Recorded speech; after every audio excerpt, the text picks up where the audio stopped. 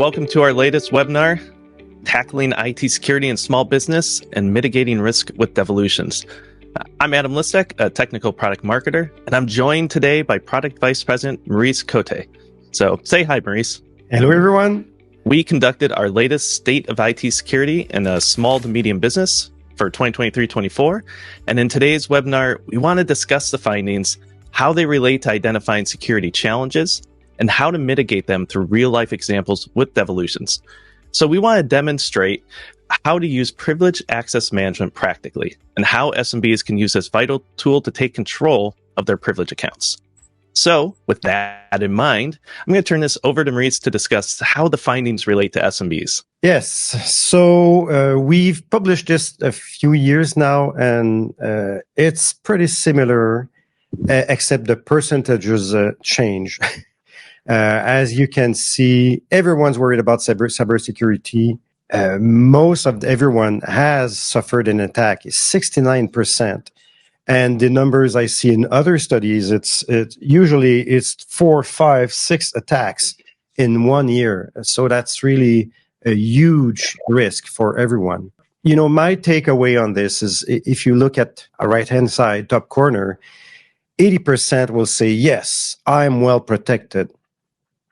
But when you start digging after that in the follow-up questions, we ask really basic questions like, do you use MFA? Do you review your logs? Do you have access reviews? And 60% of people are using essential measures. And I say that really for us at Devolutions, MFA has been in place for the longest time, and now we're using number matching. So we felt that basic MFA was not protecting us at all.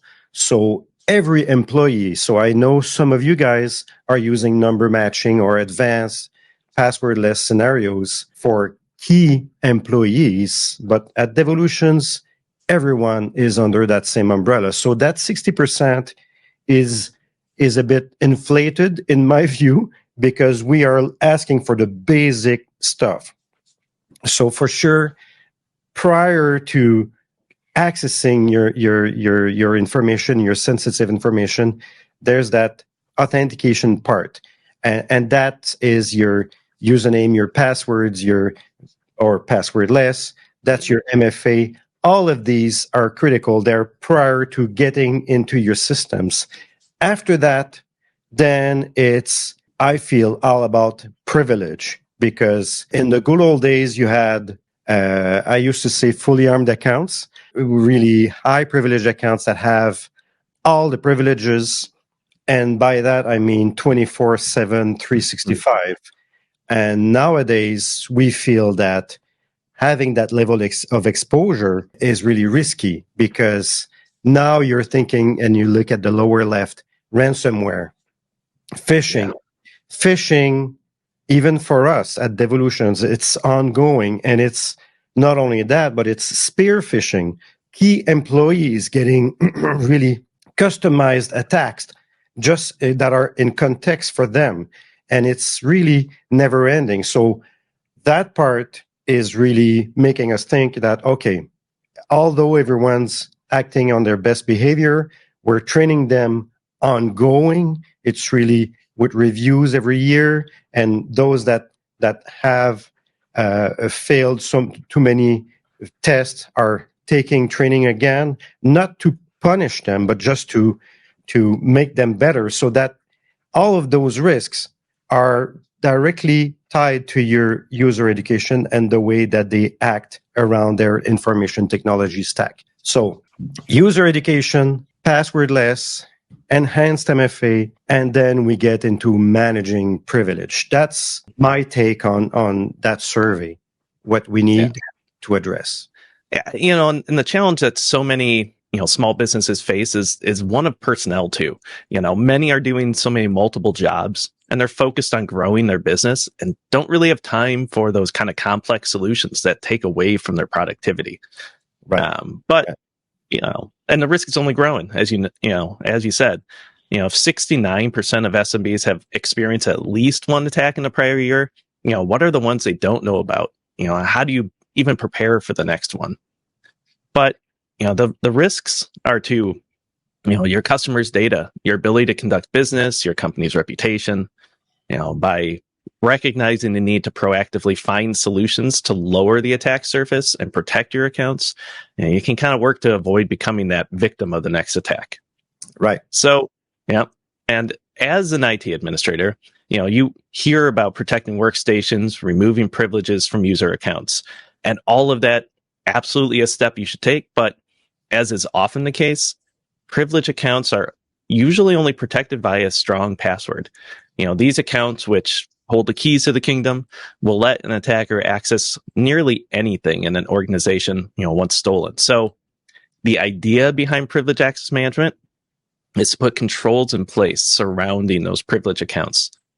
And the controls typically used in the PAM solution are, an approval workflow of who can use what account for how long, the automatic rotation of a privileged account's password once an operation is done, the ability to add rights to a privileged account only when needed, also known as just-in-time privilege elevation, and the automatic propagation of those password changes to services, databases, and other connected properties. So instead of continuing to keep talking through what we can do, I want to walk through a demo of using Devolutions with PAM to show how to use and implement these solutions practically. And so with that in mind, as you may know, and if you don't, Remote Desktop Manager works in concert with Devolution Server and its Privileged Access Manager module. You can try out RDM for free, but at the moment to use the PAM features, you would need the RDM Team Edition along with Devolution Server and a PAM module license. And just as an aside, PAM does exist in Devolutions Hub, but it's early days and primarily password reset functionality right now, but it's definitely growing. So to start off with, I want to show a common workflow enhanced with PAM. So how many times a day does a typical sysadmin need to RDP into a server? I know for myself, a lot. Usually it uses an admin account with a strong password. It may be mine or a service account shared among several folks. And in the latter case, even with the most robust password, once shared, has a pretty strong potential for abuse. What if we take that typical workflow and add PAM features? We'll check out an account, connect to the remote session, and reset the password on check-in. Therefore, even if shared, it's only for a point in time and minimizes a potential attack surface. So in this example, I've set up Active Directory on-premise provider to connect Devolution Server to my AD environment. Next, I create a scan configuration to import the accounts to manage. And once imported, I create a standard RDP connection in RDM, but use a privilege account for my credentials. To actually show this in practice, I have my Windjammer 40 here. So the way that this is set up in RDM is that I have this linked to a privilege account. So this is managed by PAM. So when I actually open this up, for the first time, I'm going to get this checkout details, and I can define, a specific duration or a custom one, even set a custom time frame if I want this to only be open from, a certain time in the future to some end time. And then I can put a ticket number or a comment. And in this case, I'm just going to click OK to check out. And once I do so, it's going to say, okay, cool. And so I don't have to re-check out the account. And in this case, I'm going to actually say, once I'm done with that operation, I'm going to go over to my PAM vault, and I'm actually going to check that back in. And I'm going to say check in. And once that's done, it's going to automatically reset that password right there. So I'm going to see that PAM password reset. So once I've done with that, that's kind of the end-to-end little workflow just to show what we're trying to get to. And that's not even all the features, but it is a way to show, what you can do with, PAM and combined with RDM.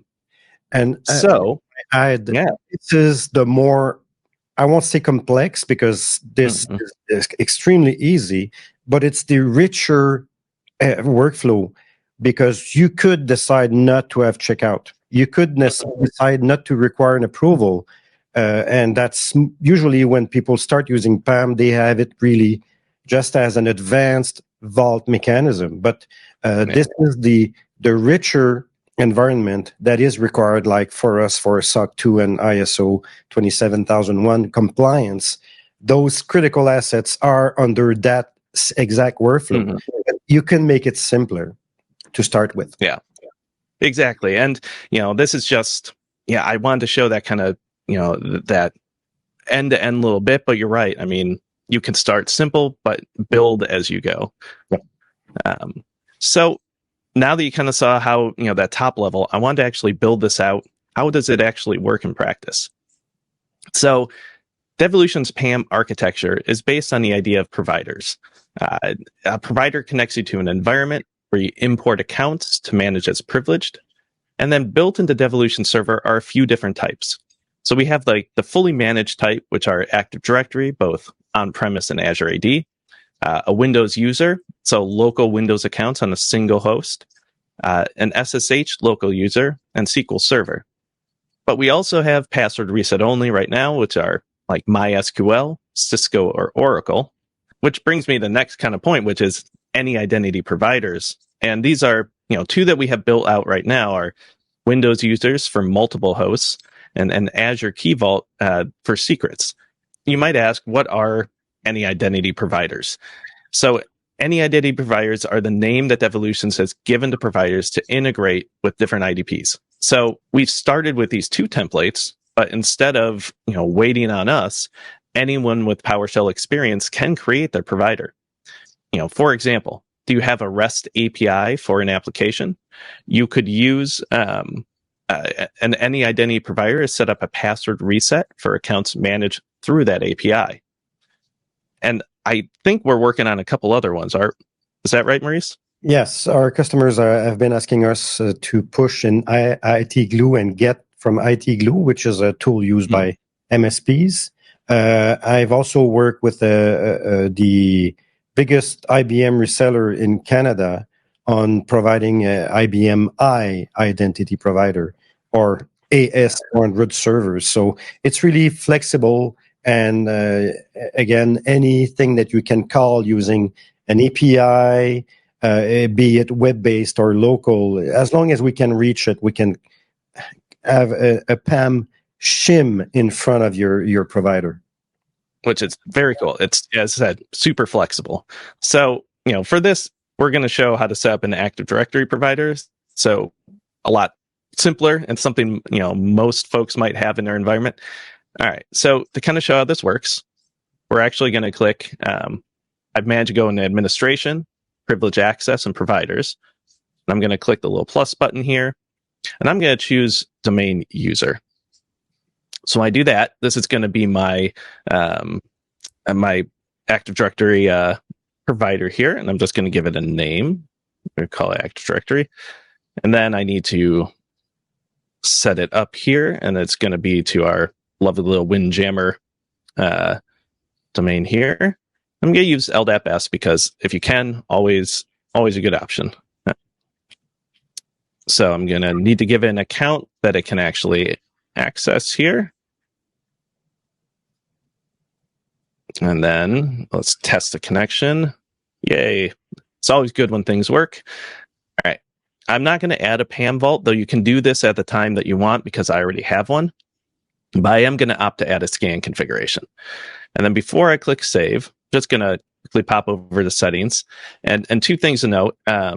Password settings, you can actually, the passwords that are generated when you do a reset, you can actually use different templates that you define, and it will let you, have different scenarios depending on what you want to do. And then we also have just-in-time elevation, but we're going to come back to this. But this is where you can temporarily add an account to a group to add additional access for some time period. But in the meantime, we're going to click save. And it's going to, since I opted to have a scan configuration added, it's going to pop that up. And I'm just going to give this basically the same name. If I can spell directory right. And in this case, I actually do want to pick a specific domain control or OU container here. So I'm going to go here. I'm going to say my groups. All right. So as you probably were already saying in chat, why would you pick the groups? Pick the service accounts. That makes a lot more sense. So once I change that, hit start.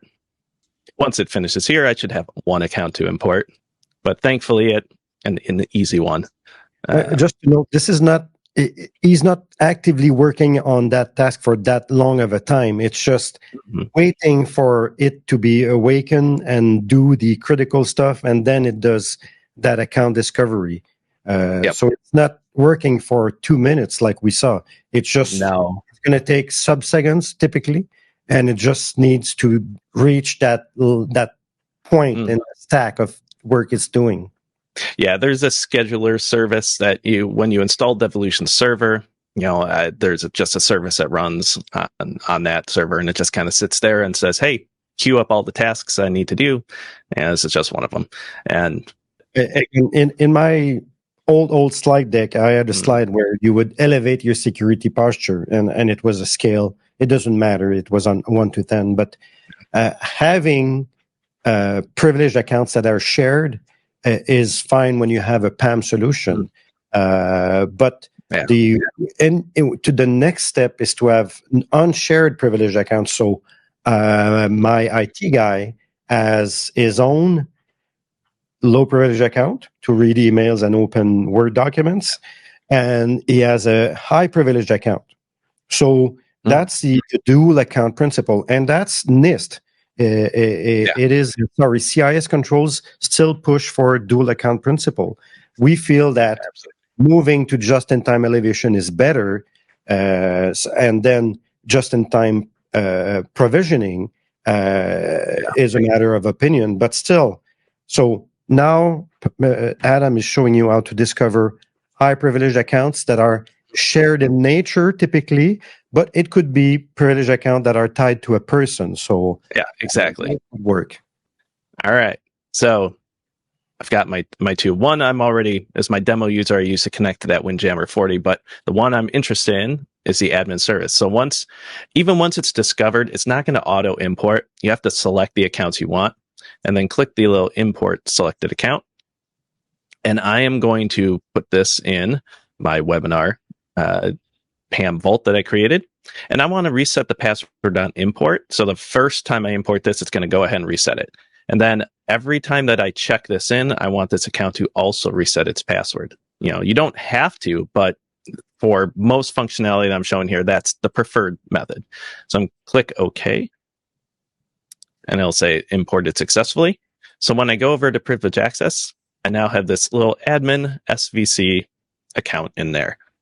With our initial accounts in PAM set up, you can see how that's functioned. What else can we do?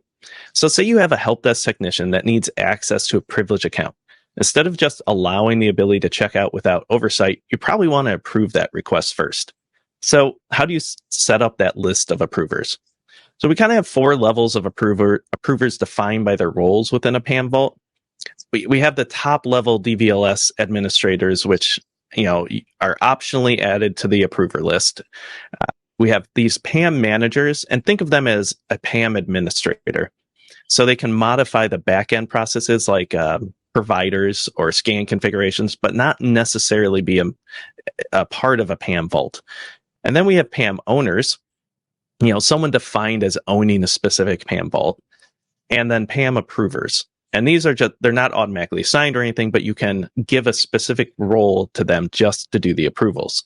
So for this example, I have set up 3 users. These are these PAM owner, PAM approver 1 and 2.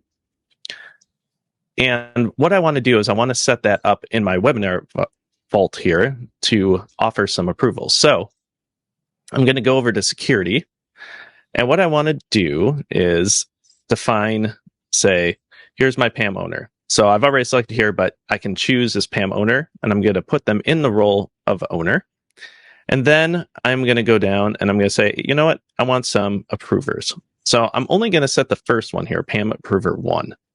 And one cool option here is that when you have default settings, you can actually say, all right, inherit that down, or inherit plus add custom, which is not an option that a lot of other solutions I've seen sometimes, where you can actually combine the two. You usually have to like take everyone and create a giant custom list. So it is neat that you're able to do that. And then one other thing that you might notice here are these little calendar icons. So you can actually set a temporary assignment. So I could say that, for a moment, I want Phil here to be in this role for a specific set of time. This is great if you have someone going on leave, or you need to just make sure that they're only in there for a small amount of time. We're not going to do that today, but yeah. Contractors would. Contractors, yep, perfect. So once we got our permission set up, I'm going to click on checkout. So on this, you can have checkout policies. And right now, we don't have any defined in here, but you can actually make differing checkout policies to then easily assign those to given PAM vaults. So you don't have to replicate the settings every time. But what I want to do is I want to set this to mandatory. And I want to set this to mandatory so that every checkout in this vault is required to have an approval. Now, this is all or nothing on a vault. So if you do need to mix and match, accounts that need approvals and those that don't, it's best to kind of split those up in different vaults. But in this case, I'm going to set to mandatory. And I don't want users to be able to approve their own checkout requests. And this might be fine for tracking if you use this. If you want to at least force that checkout, make sure it's enforced. But it's okay if like an admin can do it, but at least you're knowing when. But in this case, I really want to have that forced approval. I don't want to include administrators, and this is a DVLS administrators when listing approvers. PAM managers, these are those PAM administrators, but we don't have one defined here, so it's okay. All right, so with that, I'm going to click OK. And so what I want to do is I want to actually show what this looks like.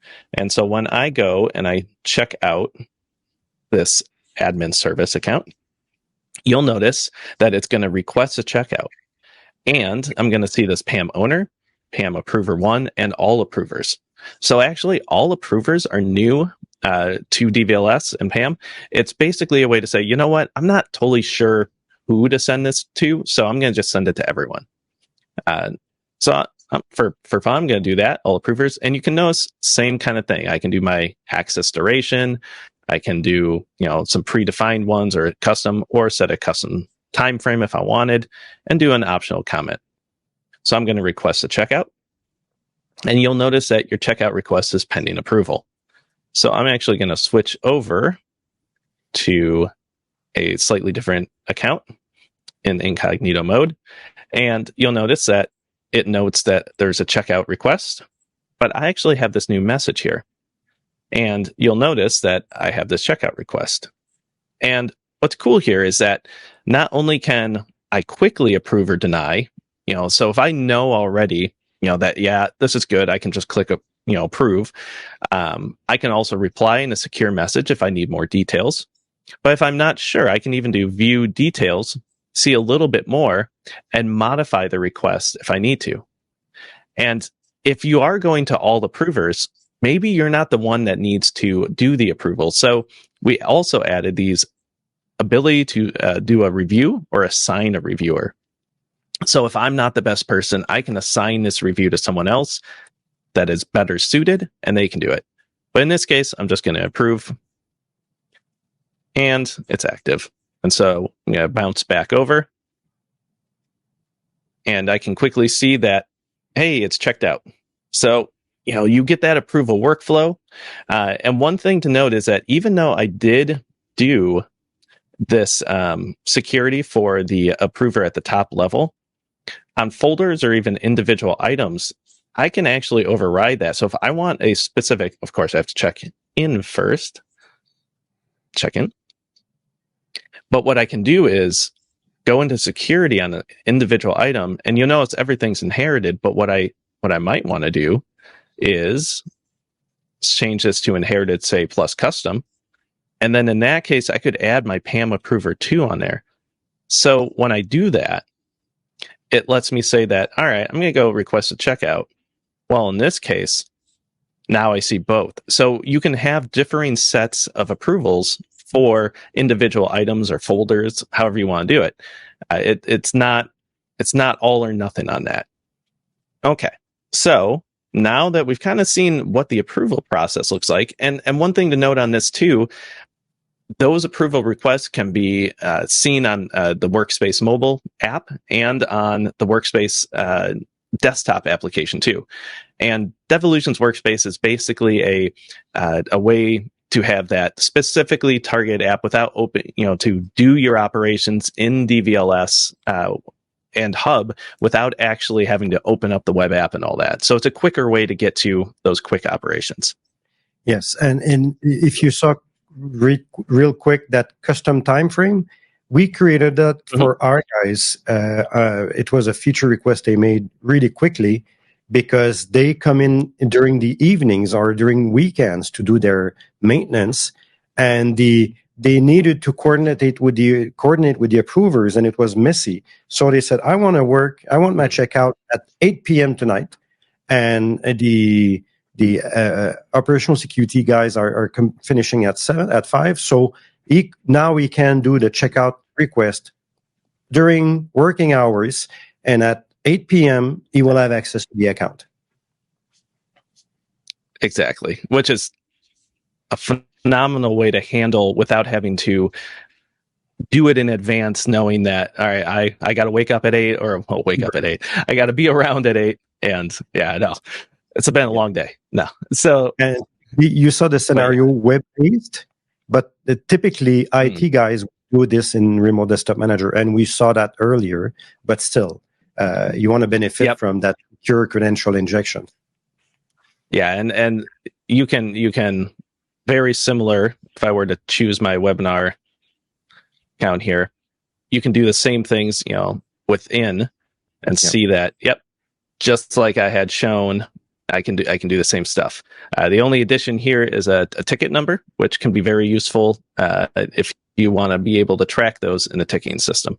So one of the things I touched on earlier when looking at the providers was just-in-time elevation. What this is the ability to temporarily add an account, privilege account, to a group, and that group may be remote desktop users or server admins or something, and it will grant them that extra privilege for a period of time, and then that way they don't have to stay in that group and always have that 24/7 access.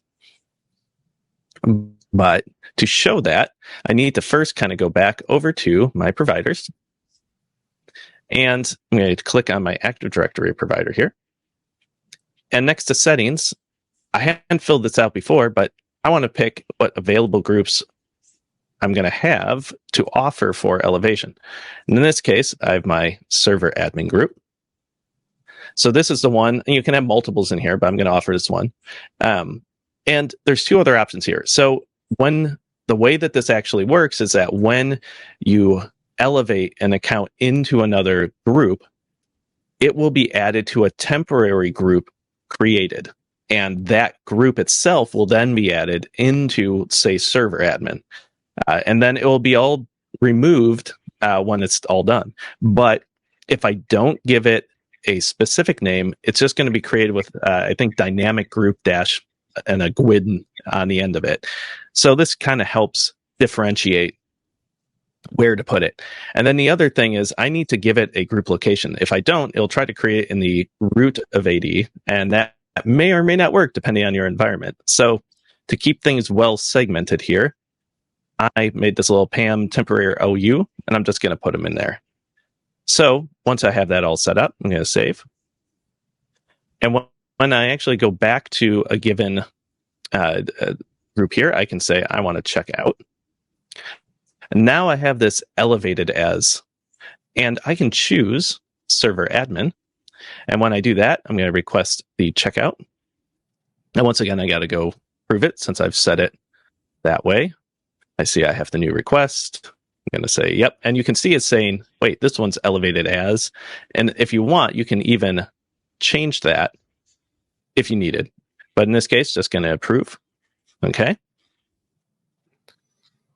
And then once I go back, I'm going to see refresh that so you can see the change, and it'll look, checked out. But if I go over to RDM, and so this is an awesome thing in RDM, the built-in AD dashboard. And so going over here, yep, I have my PAM JIT account here. And if I look at the members, you'll see admin service, SVC is in there. And going back up, I'm going to take a look at my server admin group, and you'll notice that that group itself is added in there. So once you do that, it will add that there, and you have access then for that specific privilege account to whatever the group is given access to. And so when I check this back in, it's going to remove those details. You'll notice I no longer have a temporary group here.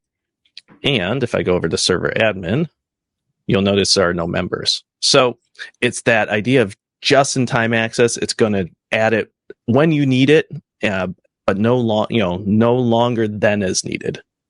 Yeah, and why we're using a temporary group is because we feel more secure, because it's a possibility that exists only in AD, and there's an expiration date time on that group. So even though you would shut down all of our services, at the end of the 4 hours in this case, the group just evaporates. It doesn't exist anymore. So that's something that has existed since 2016, I believe. But we're trying to always add layers. It's an onion, really, security. So we're adding layers and layers and layers as best we can. So that's a good example on AD. Exactly. And, it's not just Active Directory on premise. This is actually an Azure AD account, linked PAM account as well. And if I were to request this could actually be, this is an Azure group. So, or Entra ideas, now. But this is an option where you can actually elevate into an Azure AD group as well. So it's a great option for both environments. Yeah, but this one doesn't evaporate. But still, we're doing the best we can on every platform. So now the focus is there. That account does not have any standing privileges while you're not using it. So from 24/7, 365, if you count the number of minutes and you look at the end of the year, how many minutes that user account it has belong to a group, you will see it's drastically lower. We've kind of shown how to do, bring in privileged accounts, how to do approvals, and then how to look at the elevation. But what about propagation? So automatic rotation of passwords is great, but what about when those passwords are tied to down-level services and processes? So in my case, I have a service that is using this account, but we'd like to change the password on the service and ideally stop and start that service after rotation of the password.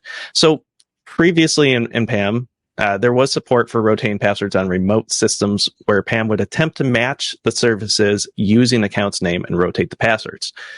But there's a recent addition of these propagation scripts in preview, but you gain a ton of flexibility with how you can propagate those passwords down. And so to showcase this, I'm going to create a new propagation script that will reset the password on a Windows service for a remote system. So I'm going to click over into Administration, Privilege Access, and Propagation Preview. And I don't have anything here right now, and it's because I need to first create a template that has what the script I want to do. And these are PowerShell scripts. So I click on Script Templates. Right now, there's one in here for Azure Key Vault, but I'm going to create a new one. So I click Add. And so I need to give this a name. And in this case, I'm just going to call this Windows Service. I'm going to give a little description here. I can copy and paste what I want. All right. And now I'm going to go over to propagation properties. And so you can think of these as properties for like a configuration of a given propagation script rather than the specific accounts for each one.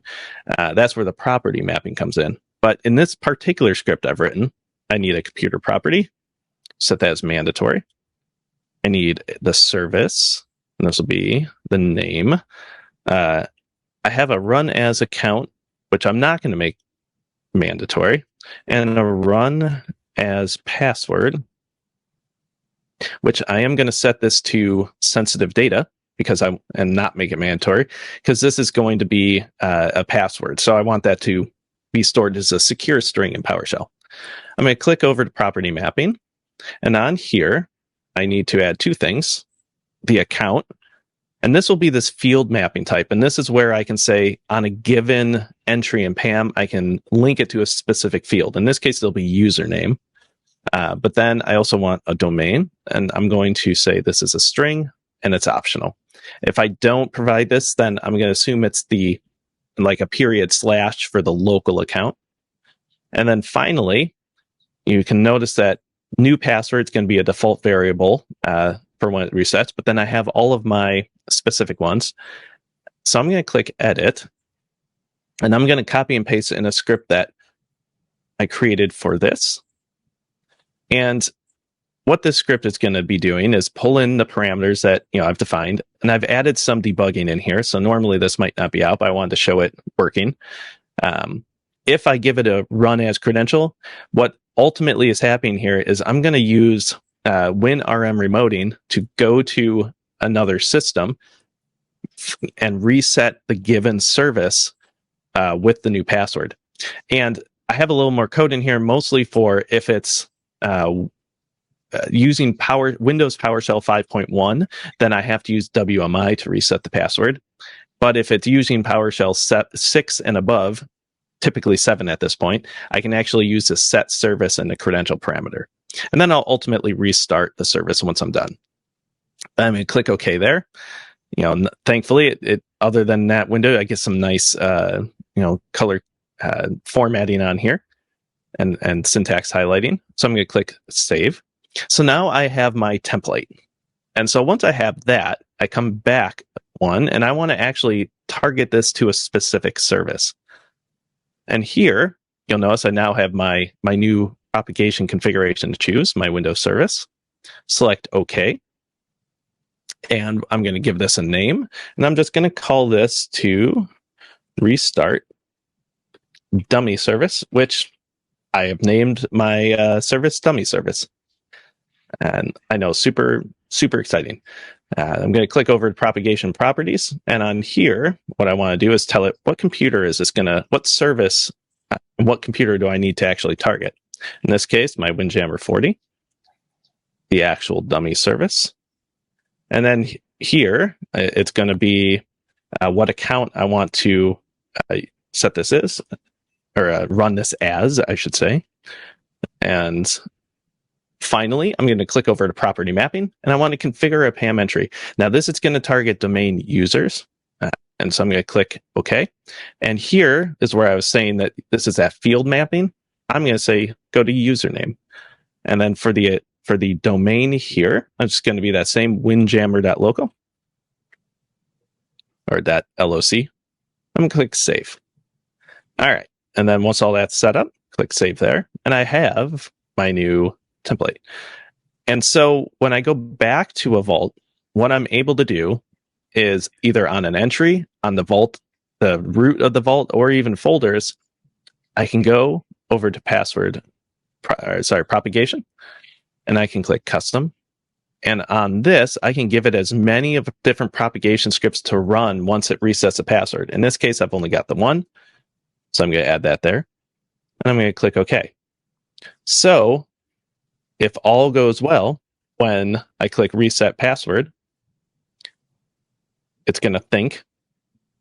And that's because it's actually running that script. Thankfully, it doesn't take very long. The password's been successfully changed. But I want to actually go make sure that something happened here. So I'm going to, with the debugging that I added in, I made this little script debug. It's kind of doing a thing. And you can see what it's using and that it's attempting. And then if I go over to, actually I use admin. Once I open that up, I can go check out and see where my little script debug log is. or give me my C drive. There we are. Tools, script debug, and change it to, as you see, this crazy password. And all my dummy service is doing is literally just writing out here. As you see, it's been running for a bit. And if I want to double check that, I can actually see that restarting. If I open up Event Viewer, go over Windows Logs, Application. And once that loads, as always, Event Viewer takes forever sometimes. I can see that NSSM, which I'm using for that, actually restarted it right there. So, as you can tell, like it's a great flexible way to offer propagation for just about any service or any down level processes you may want. But yeah, and with that, that's kind of the core of the features that we're taking a look for PAM and what you can do with it. You know, between just resetting a password to integration with RDM to elevating accounts into specific groups or approval processes and even propagation. So there's a lot that you can do to control your privileged accounts and where you can go with it. Maurice, do you have any thoughts to add? Lots of stuff. That propagation, again, you can have multiple templates applied. So that's what we would use to push passwords to IT Glue or to your documentation platform. Some people want still to this day, they were asking for a hard copy of passwords. So they could deploy, propagate all passwords to whatever, Amazon Secrets Manager, Azure Key Vault. You manage your secrets as you see fit. And that propagation layer allows you to do that. Well, I guess now it's time to conclude. Well, thank you, Adam. It was really an in-depth demonstration, but you showed everything concrete. Really, it was what you see is what you get. That's what you'll see when you do it yourself. Exactly. So, well, thank you, everyone. Really appreciate it. And let us know. Give us some feedback.